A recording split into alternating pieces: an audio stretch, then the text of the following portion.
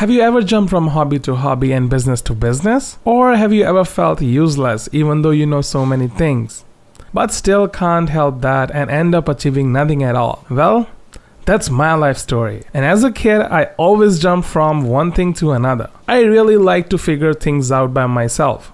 As YouTube was available when I grew up, so I would just search something and learn it enough to work with it and eventually dump it for something more interesting. Turns out that habit is still all over my adult life. And we have a word for it: the shiny object syndrome. Now, I don't mind learning a lot of things, which I will use someday in life. But as a grown-up, I have bills to pay. And this habit has been a nightmare to manage.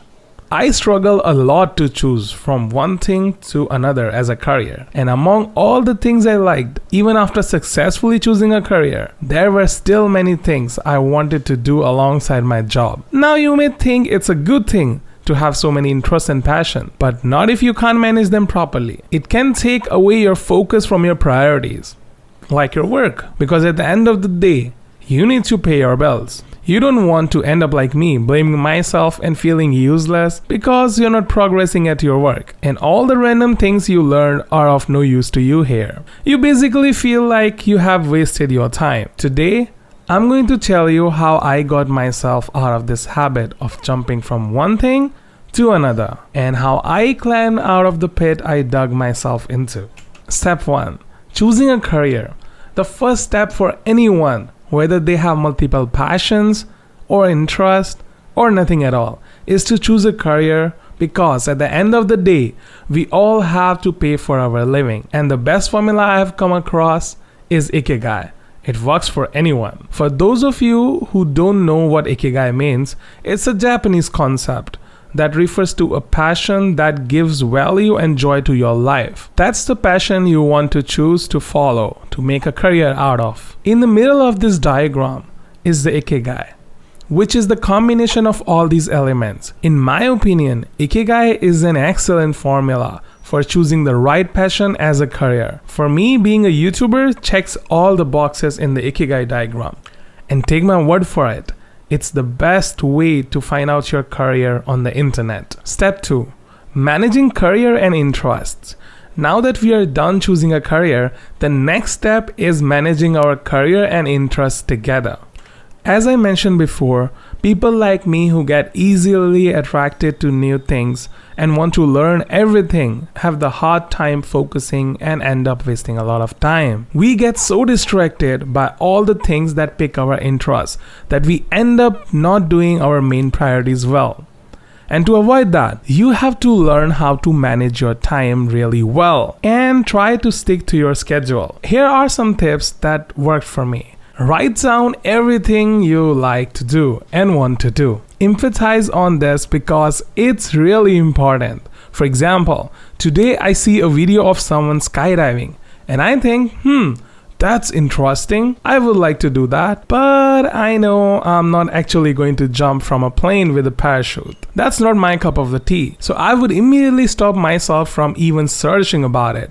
And because I knew I'm not gonna go through with that, why waste an hour watching videos and searching about skydiving when I know I'm not going to do it in the end? Sure, I would get some information about a new sport, but that particular information is useless to me right now. And that's how I would be wasting 1 hour of my day, while I could have done something better. Now, when you get your pen and start writing down your interest, make sure it's something you're going to do. Number 2, organize them by priority. Which one of the things you are interested in are more important to you or need to be learned faster? Put those at the top of your list. If your list is really long, you have to postpone some of them for later. For example, if you have 10 things you are interested in doing, you can just put 5 of them in your next 3-month schedule and only focus on them.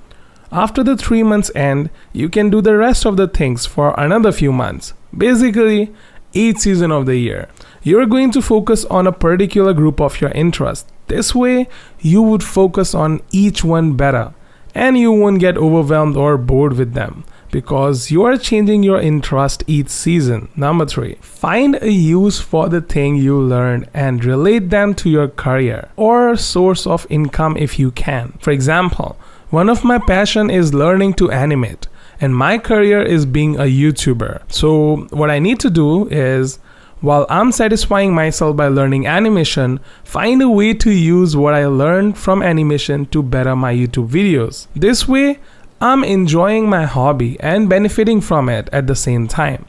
It will not motivate me to work more, but also make me feel like satisfied with my work. I no longer feel bad for spending time on my hobbies because they are benefiting me in their own way. Number 4, schedule your day. We all know how time passes so fast without us even realizing it. So writing what to do is the best thing you can do to get your life on track and from being distracted. Just simply write and put that in your phone.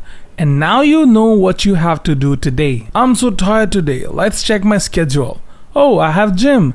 I will finish it fast today. Treat things like a must-do schedule, and you will never be lost. You can simply go ahead and check your schedule. It also helps you to get a sense of urgency about what you need to get done according to your needs. The best thing you can do is start your day by working early in the morning, and then you can have the rest of the day to yourself. If something happens in the middle of the day, your plan won't hurt much because you already did most of the things in the morning. Another thing I recommend is not to use your phone first thing in the morning. It can affect your day and productivity a lot without you even realizing it. And the best thing is to start your day by doing something that uses your brain. You can read a newspaper, you can watch some news or stories or anything that uses your brain. There is a lot of science behind this, but I won't get into that because that is a topic for another day. Number 5, you don't need to learn everything. You don't need to master or excel in all the things you're interested in. You only need to learn enough to satisfy your needs and help you in whatever you want to do. If you're searching for a way to learn things faster, I recommend watching my other video about how to learn anything in 20 hours. Thank you for watching, help me grow and subscribe to my channel.